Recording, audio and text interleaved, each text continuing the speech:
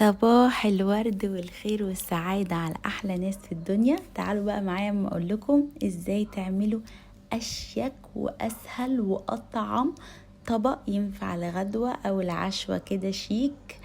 حاجة وهمية حرفيا جديدة مش تقليدية، والطعم سوبر حلاوة مع ان مكوناتها كلها بيزك، يعني مش مفننة فيها اي حاجة، حتى توابلها سهلة وبسيطة وهتبقى في كل مطبخ مصري او عربي انا متأكدة. يلا بينا نبتدي الفيديو على طول عشان ما اطولش عليكم، بس اهم حاجه لو عجبكم الفيديو ما تنسوش معاكم اختكم هاله اشتراك القناه وتفعيل الجرس واللايك والشير عشان انتوا كده بتدعموني عشان اكمل. يلا بينا نبتدي على طول. انا هنا معايا نص كيلو من اللحمه المفرومه، فيها 25 جرام من الدهن، لازم يكون فيها نسبة دهون كويسة. ومعايا معلقتين كبار من البقسماط، ومعايا بصلاية دي هصفيها من ميتها، لازم تتصفى من ميتها، وبضاية. البهارات بقى اللي هنستخدمها ربع معلقة من البابريكا، اقل من ربع معلقة بشوية فلفل اسمر، ونص معلقة ملح فقط لا غير، مش هنستخدم حاجة تانية. انا هنا صفيت البصلاية بتاعتي، حطيت اللحمة بتاعتي في طبق وعليها البصلاية بتاعتي، واهم حاجة يكون نسبة الدهون في اللحمة كويسة. حطيت البقسماط والبيضة، واحط التوابل بتاعتي.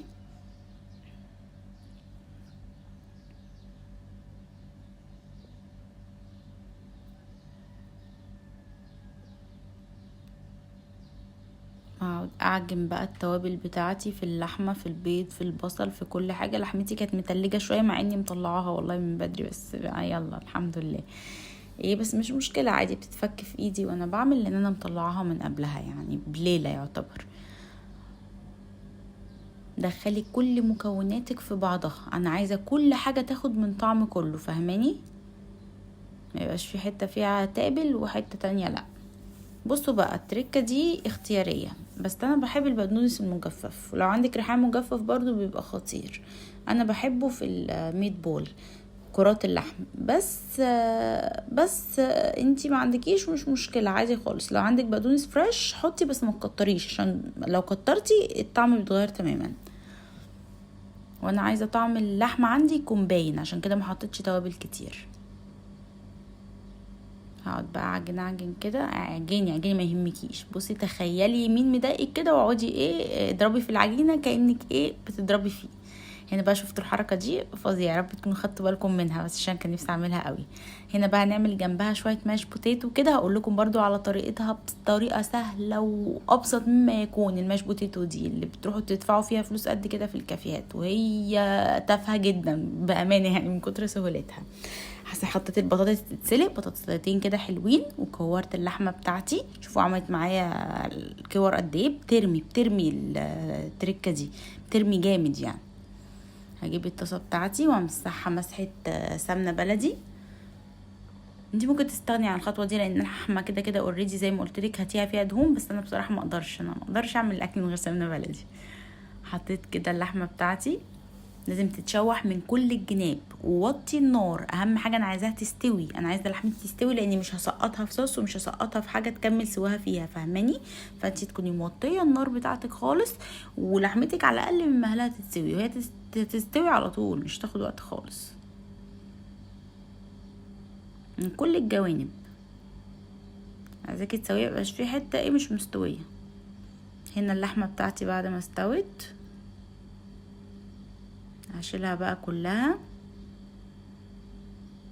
وهنعمل مكانها احنا الطاسه دي زي ما هي بعبلها بالصوص اللي نازل من اللحمه بكل حاجه. هنعمل مكانها عظمه الكراميلايزد اونيون، البصل المكرمل، ده اللي احنا ايه هنزين بيه، وهو ده اللي هيدي الطعم الشيك للاكله.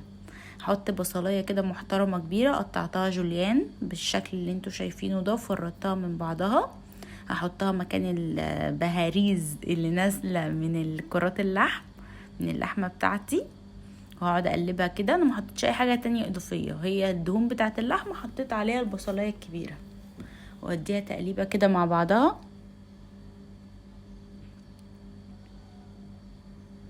وهرش نص معلقة كبيرة من السكر. انا عايزاها تتكرمل معايا. اول ما مش تصفر اول، بس ما تدبل سيكه، هرش معلقه كبيره من السكر. بصور لكم بعد العيال ما نامت، فاعذروني لو اللغه عندي تتاكل شويه، سامحوني اختكم برضو.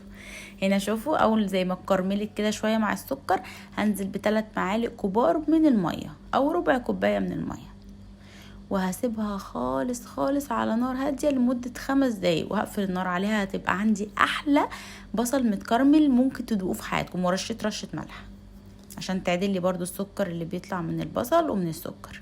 خطير خطير، لازم تجربوا صوص البصل المتكرمل ده.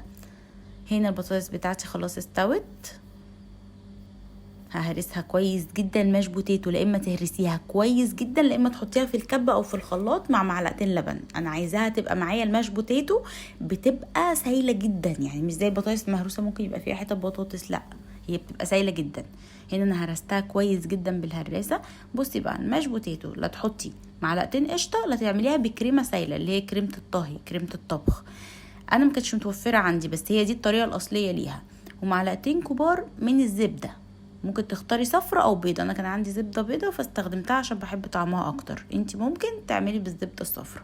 وبحب احط برضو معلقة سمنة بلدي بتدي نكهة حلوة. بس الماش بوتيتو الاصلية بتبقى بربع كوباية كريمة سايلة اللي هي كريمة الطهي وزبدة صفرة. بس انا قلت لكم المكونات دي، وبصراحه انا بفضلها. يعني القشطه بحب طعمها اكتر من الكريمه السايله، والسمنه البلدي ممكن تكتفي بيها لوحدها، او الزبده البيضاء اللي متاح عندك. وهي دي الماش بوتيتو الخطيره. وشويه ملح طبعا، ملحيها بس ما تكتريش الملح فيها.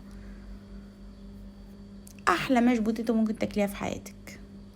كل البدائل اللي قلتها لك دي تقدري تفنني فيها، وتقدري تحطي كمان لبن مكان القشطه ومكان الكريمه.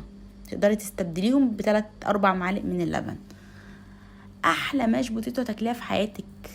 خطيره فعلا، انا بعشقها، ما بستغناش عنها ابدا. ودوقي بقى اجمد طبق في الدنيا، حاجه كده شياكه وجمال، خطيره بجد، خطيره. جمال وشياكه وسهوله وبساطه وطعم، ولا اروع من كده. احنا لازم ندلعهم برضو كل فترة وفترة. يلا بالهنا والشفا على قلوبكم. يا رب كنت خفيفة عليكم. كانت معاكم هالة عربي. باي باي حبايب قلبي.